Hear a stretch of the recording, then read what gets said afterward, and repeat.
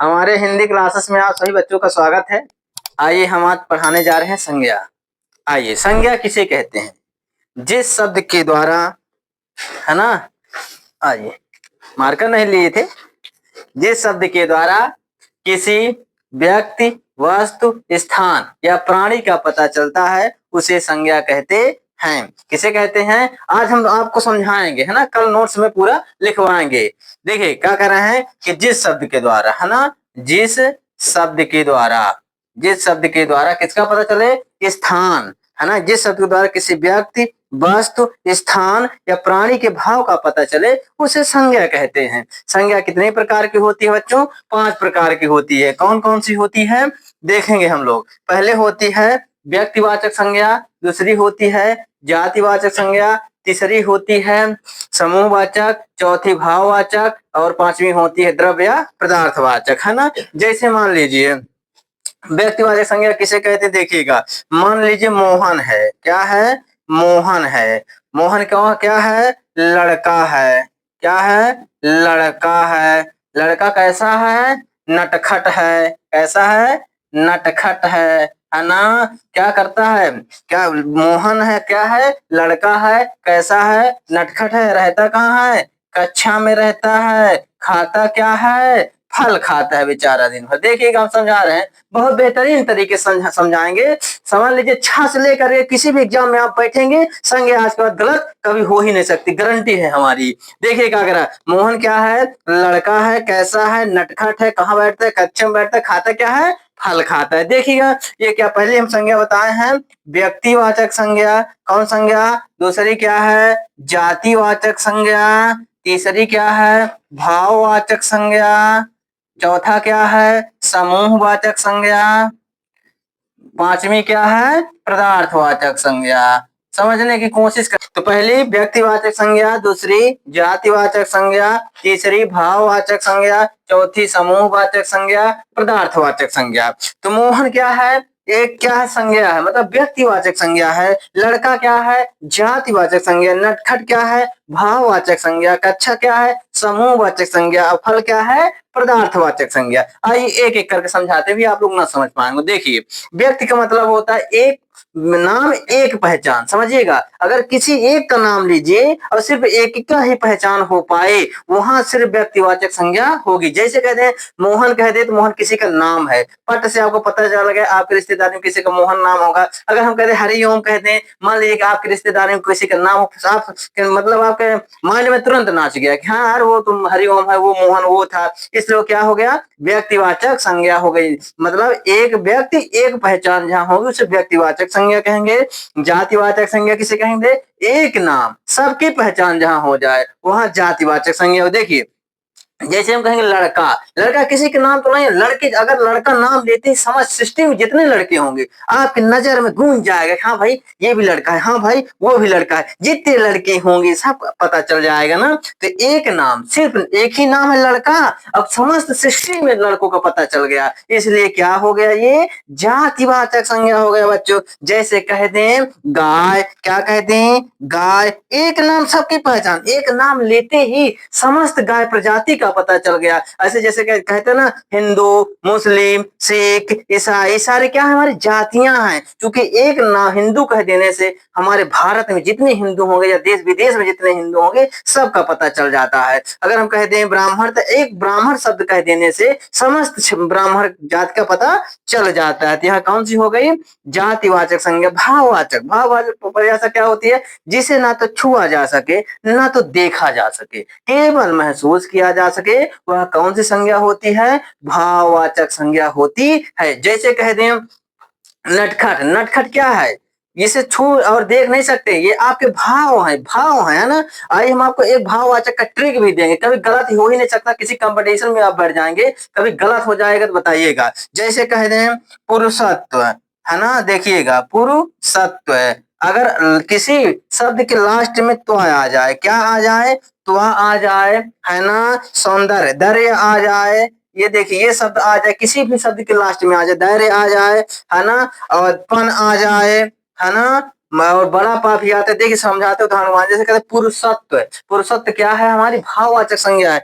अगर कह दिया स्त्रीत्व, स्त्रीत्व क्या है? हमारी भाववाचक संज्ञा। कहते हैं सौंदर्यता, किसी को आप जाते देख लेते हैं ना, क्या क्या सुंदर है भैया, आप आश्चर्यचकित हो जाते हैं ना, भाव आपके अंदर से निकल रहे हैं। कोई उसमें जातिवाचक व्यक्तिवाचक तो है नहीं ना। आपको जैसे रास्ते से कोई जा रहा है, आप देखे कहे भाई क्या सुंदर है ना, इसलिए वहां कौन संज्ञा हुई? भाववाचक संज्ञा, है ना। कहते सौंदर्य, है ना, कि प्रकृति कितनी सौंदर्य है, मतलब वहां हमारे भाव निकल रहे हैं। जैसे कि लड़कपन, बड़कपन, बुढ़ापा, मोटापा, छोटापन, बड़ापन, ये शब्द आ जाए तो कौन संज्ञा होगी?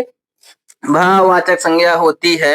आइए तीसरा हम देखेंगे समूहवाचक। समूह का मतलब होता है जहां समस्त समूह का पता चलता है ना, एक ही शब्द से, जहां समूह, एक शब्द आप बोले और उस शब्द से समूह का पता चल जाए, वहां भाववाचक संज्ञा होती है। जैसे कह दें कक्षा, कक्षा का नाम लेते ही आपके मन में सारे बच्चों का समूह का पता चल गया, कितने बच्चे होंगे, क्या 50 बच्चे होंगे, 100 बच्चे होंगे। अगर कहते हैं झाड़ी, झाड़ी कह देने से आपके समस्त जितने भी झाड़ी, झाड़ी का एक झुंड होता है, देखिए आप जंगल में कभी जाइए, बैर बनाई बैर के झाड़ी देखिए, वहां एक ही मतलब प्रजाति के पौधों को देखेंगे, जो है बैर के पौधे एक दूसरे में लिपटे रहेंगे, है ना। जैसे कहते हैं सेना, सेना का नाम लेते ही आर्मी सेना का पता चल जाता है। तो समूहवाचक संज्ञा हमने बताया भी कि जैसे सेना हो गई, आर्मी आप कह देते हैं तो समझ, जितने आर्मी में सब लोग होते हैं, जैसे घौंद कहते हैं। घौंद मतलब जानते हैं आप लोग? घौंद मतलब होता है गुच्छा किसी चीज का। मान लीजिए आप जाइए, आप अगर बचपन में गए होंगे, देखे होंगे, माँ पत्थर मार ढेला मार सीधा पेड़ में मार के गुच्छा ही गुच्छा तोड़ लिया करते थे, नहीं तोड़ लिया करते थे, मार ढेला। तो वही जो झुंड होता था, देखिएगा सेब का वो देखिए, आम का देखिए, बगीचे में कभी आप जाएंगे तो गुच्छे पे गुच्छा लटका होगा। अंगूर का देखिए एक ही गुच्छा में लटका होता है, उसे ही घौंद कहते हैं। खट्टा खट्टा आता है ना, आप लोग मजा लिए होंगे, ऐसी बात नहीं है। तो इसे ही कहते हैं समूहवाचक संज्ञा। जब एक शब्द का नाम ले लीजिए, घौन का मतलब गुच्छा ही होता है ना, चाहे जिसका गुच्छा हो, आम का गुच्छा हो, केला का गुच्छा हो, अमरूद का गुच्छा हो, आम का गुच्छा हो, जो समूह में होगा उसे कहेंगे घौंद। या गुच्छा कह दिया जाए, ये भी समूह है। मतलब आप एक शब्द लें और उसका समूह का पता चल जाए, वहां समूहवाचक संज्ञा होती है। आइए हम लोग चौथा देखेंगे। चौथा बहुत मजेदार संज्ञा होती है इसमें। जब आप देखिए पदार्थ वाचक या द्रव्यवाचक संज्ञा होती है, जिसे आप समझिए ऐसा, जिसे आप उपभोग कर सकते हैं या माप तौल सकते हैं। आपके जीवन में जितनी सामग्रियां इस्तेमाल होती हैं उपभोग करने में, माप तौल सकते हैं, वो होती है पदार्थ द्रव्यवाचक संज्ञाएं। जैसे समझिएगा, कहते फल हो गया, केला हो गया, है ना, फल के अंतर्गत ही केला आता है। आप कह देंगे कुछ भी खाने वाला तेल, सेव, अनार, चीनी, शक्कर, गेहूं, फल, सीमेंट, ईंटा, ये सब पदार्थ में ही आएंगे, पदार्थ ही है। मिट्टी हमारी पदार्थ ही है और कुछ नहीं है।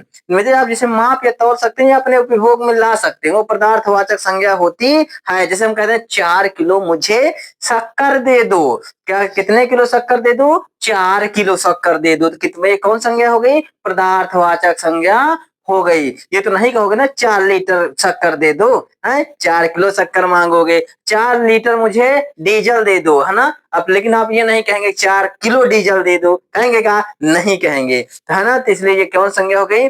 पदार्थ या द्रव्यवाचक संज्ञा होती है। आइए एक एक करके हम उदाहरण आपको लिखवाएंगे, है ना। इरेज करें बच्चों, थोड़ा हट रहे हैं, आप लोग करके देख लीजिए, फिर इसको मिटा लिखवाते हैं। बताइए बच्चों, देखिए परिभाषा हमने कहा था, लिख लीजिएगा। देखिए, जिस शब्द के द्वारा किसी वस्तु, स्थान, प्राणी या भाव की पहचान का पता चलता है, उसे संज्ञा कहते हैं, है ना। हमने बताया था कि संज्ञा कितने प्रकार की होती है? 5 प्रकार की। पहला व्यक्तिवाचक, जातिवाचक, भाववाचक, समूहवाचक, पदार्थवाचक, है ना। हमने बताया था कि एक नाम, एक पहचान जहां होगी वहां व्यक्तिवाचक, किसी एक का नाम लीजिए, सिर्फ उसी की पहचान हो पाए, वहां व्यक्तिवाचक संज्ञा होती है। जैसे राम, श्याम, दिनेश, गणेश, किसी का नाम ले लीजिए, है ना। बस किसी रिलेशन वाले का नाम नहीं लेना, क्योंकि मामा फूफा कह देंगे तो क्योंकि ये जातिवाचक में पहुंच जाएगी। देखिए कैसे जातिवाचक संज्ञा में, जैसे एक नाम लीजिए सबकी पहचान हो जाए, वहां जातिवाचक संज्ञा। जैसे लड़का नाम लेने से समस्त सृष्टि में जितने लड़के होंगे सबका पहचान हो जाता है ना। तो जातिवाचक संज्ञा क्या होगी, क्या बताए थे? कि एक नाम जहाँ सबकी पहचान हो जाए वहां जातिवाचक संज्ञा होती है। जैसे कहते हैं लड़का, लड़की, मामा, फूफा, चाचा, जीजू। जीजू को लोग कभी नहीं भूलते हैं। जीजू कहते हैं ना, जितने सृष्टि पर जीजा है ना, सबका बोध हो जाता है। किसी के जीजा स्पेशल नहीं है कि हम कह रहे हैं जीजा शब्द कह दिए तो मेरे हो गए, आपके हो गए। पापा कह दिए तभी, पापा बहुत सारे है ना हमारे भारत में।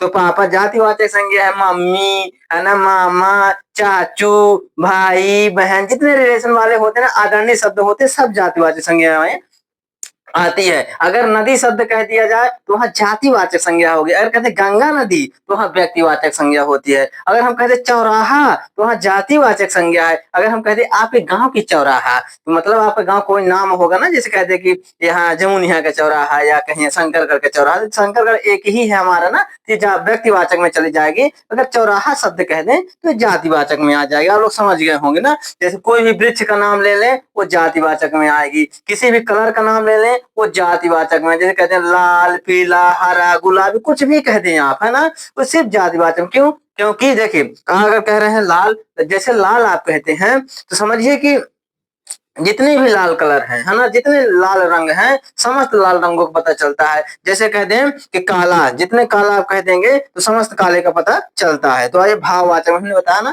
कि भाववाचक क्या होती है, जिसे ना देखा जा सके और ना तो छुआ जा सके, केवल महसूस किया जा सके, वह भाववाचक संज्ञा होती है। जैसे कहते हैं प्रेम, घृणा। प्रेम तो आप लोग जानते ही होंगे, है ना, बचपन से प्रेम मिलता है। और कभी कभी मम्मी मार देता है ना, तो रो जाते थे, मम्मी अच्छी नहीं है ना, कभी कभी रोते भी होंगे आप लोग। तो वहाँ मम्मी के या पापा के प्रति घृणा आ जाती है। अब पड़ोसी में कोई कार आ जाए, नहीं नहीं फिर देखिए, है ना, तो आपको ईर्षा हो जाती है। तो क्या है, भाव है ना। अगर पड़ोसी के घर में कोई कार्यक्रम हो जाए, आपको पूछा ना जाए, फिर अपना भाव देखिए, एकदम घृणा टाइप का हो जाता है ना। ये भाववाचक संज्ञाएं हैं।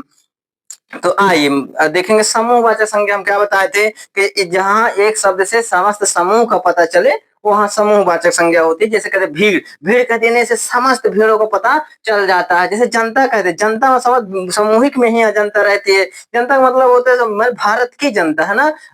जैसे कहते भीड़, कहते झुंड, कहते हैं, है ना, ये सब सभा कह दें, समिति कह दें। सभा एक इंसान से नहीं लगती है। सभा का मतलब होता है बहुत सारे इंसान बैठे, समूह बैठे हैं। तो समिति कह दें, समिति भी होती है क्या, समूहवाचक संज्ञा। पदार्थवाचक संज्ञा बताए थे, जिसे मापा या तौला जा सके, या जिसे क्या हो सके, हमारे जीवन में हम जो उपभोग करते हैं, अपने लिए वस्तु का उपयोग करते हैं, सारी चीजें हमारी पदार्थवाचक संज्ञा में आती हैं। जैसे केला, दूध, दही, घी, शक्कर, कुछ भी आप खाएंगे पिएंगे, लोहा, सीमेंट, सरिया, ये सारी चीजें हमारी किसमें आती हैं, पदार्थवाचक संज्ञा में आती हैं, है ना। आइए अब एक एक करके हम लिखवाएंगे, इनकी डिफिनेशन लिखवाएंगे। परिभाषा व्यक्तिवाचक की, जातिवाचक की, फिर भाववाचक की, फिर समूहवाचक की, पदार्थवाचक की। एक भी आपसे गलत कभी प्रश्न नहीं हो सकता। समझ लीजिए किसी भी क्लास में बच्चा पढ़ता है, 0 से लेकर के आप कहीं भी कोई भी कंपटीशन देंगे, अगर गलत होगा तो हमारी गारंटी है, किसी भी पेपर में बैठ जाइएगा, हमारे जितना हम ग्रामर पढ़ते जाइए, समझ लीजिए 0 से लेकर के कंपटीशन तक, जहां हिंदी आती होगी, पुलिस, दरोगा, एसआई में अगर एक भी क्वेश्चन गलत हो तो हमारी गारंटी है। अगला पार्ट में हम लोग अब देखेंगे, थोड़ा समय का अभाव है।